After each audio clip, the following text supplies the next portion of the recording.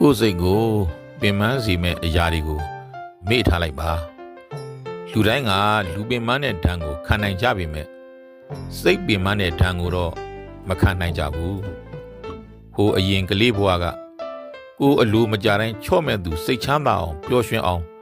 လုပ်ပေးနိုင်တဲ့မိဘတွေရှိပေမဲ့အသက်အရွယ်ရလာလို့ကိုယ့်ဘဝကိုရှောင်လန်းရတဲ့အခါဘယ်သူကမှကိုယ့်စိတ်ကိုချမ်းသာအောင်ပျော်ရွှင်အောင်လုပ်မပေးနိုင်တော့ဘူးကိုယ်စိတ်ကသာကိုယ့်ကိုစိတ်ချမ်းသာအောင်ထားနိုင်မဲ့တစ်ခုတည်းသောအရာဖြစ်တယ်လူတိုင်းကဘဝမှာအကြောင်းအမျိုးမျိုးကြောင့်စိတ်ဓာတ်ကြခြင်းဝမ်းနည်းခြင်းပူဆွေးသောကတွေပြေးမလွတ်နိုင်အောင်ရှိတတ်ကြပါတယ်ဒါပေမဲ့ဒီအရာတွေအားလုံးကကိုယ်စိတ်ကဖြစ်ပေါ်လာတာကြီးပဲကိုယ်စိတ်ကိုထိန်းရင်ဖြစ်ပေါ်လာတဲ့ခံစားချက်တိုင်းကိုအစွဲမထားရင်အကောင်းဆုံးပါဖြစ်သမျှအကြောင်းကိုပြုပြင်ရရင်ပြုပြင်လို့မရတဲ့အရာဆိုရင်ကြည်ကြည်နက်နက်လက်ခံလိုက်ပါ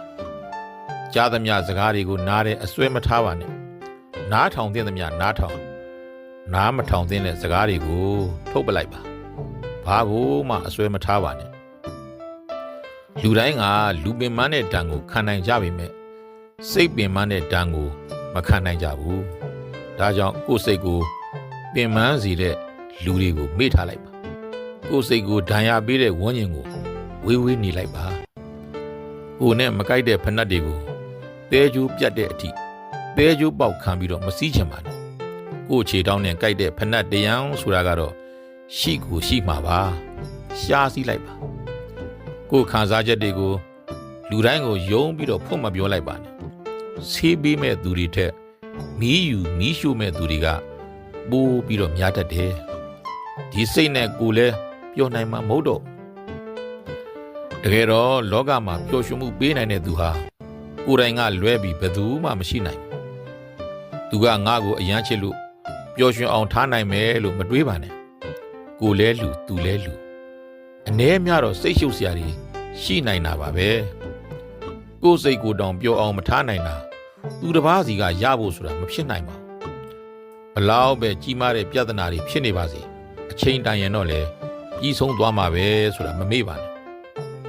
အသွေးအသားတွေနဲ့တိဆောက်ထားတဲ့ခန္ဓာကိုယ်ကြီးနာတာကျင်တာကြိုက်တာခဲတာတွေရှိတယ်ဆိုတာသဘာဝပါအဲ့ဒါသဘာဝဒုက္ခသဘာဝဆင်းရဲတွေအသွေးအသားနဲ့တိဆောက်ထားလို့နာတာကျင်တာပါဘာအသွေးအသားဘာအယိုးကြောမှမရှိတဲ့ကိုယ်စိတ်ကိုနာတယ်ကျင်တယ်ကြိုက်တယ်ခဲတယ်ဆိုတာကတော့